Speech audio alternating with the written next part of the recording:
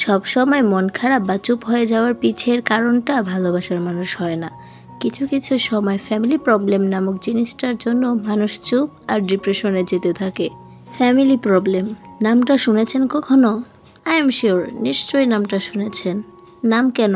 হয়তো আপনাদের নিজেদের সাথেও এমন কিছু হয়েছে, বা অনেক মানুষ আছে যারা এটা ফেস করে। ফ্যামিলি প্রবলেম এমন একটা পেন যেটা কারোর সাথে শেয়ারও করা যায় না, শুধু ধীরে ধীরে ডিপ্রেশনের দিকে মানুষ এগোতে থাকে, আর স্যাডনেস যেন তাদেরকে ঘিরে ধরে রাখে।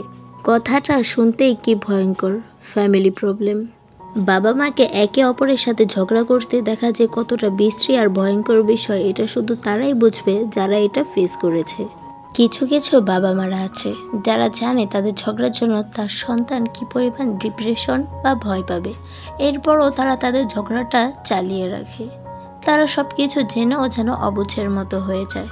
আর যেই সন্তানটা তার বাবা মাকে ঝগড়া করতে বা ঝামেলা করতে দেখছে, সেই সন্তানটা কি পরিমাণ অসহায় আর কষ্ট পায় তা হয়তো বলে বোঝানো যায় না। লাভ লাইন প্রবলেম হলে আমরা মাঝে মাঝে আমাদের বেস্ট ফ্রেন্ড বা কিছু ক্লোজ ফ্রেন্ডদের সাথে এই বিষয়ে কথা বলতে পারি, মনের কষ্টটা শেয়ার করতে পারি। মাঝে মাঝে তো কিছু অপরিচিত মানুষের সাথেও আমরা আমাদের মনের ফিলিংসগুলো, মনের কষ্টগুলো শেয়ার করতে পারি। কিন্তু এই ফ্যামিলি প্রবলেম এমন একটা প্রবলেম যেটা আমরা কারোর সাথে শেয়ারও করতে পারি না।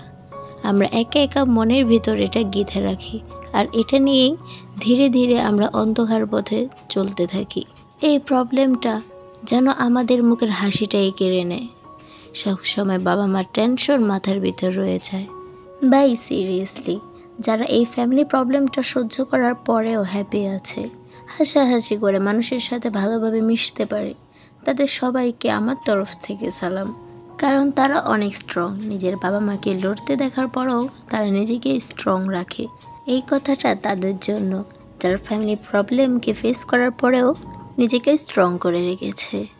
এইভাবেই জীবনে প্রতিটা প্রবলেমকে হার মানিয়ে সামনে এগোতে থাকবেন। আপনাদেরকে জানাই অল দ্য বেস্ট।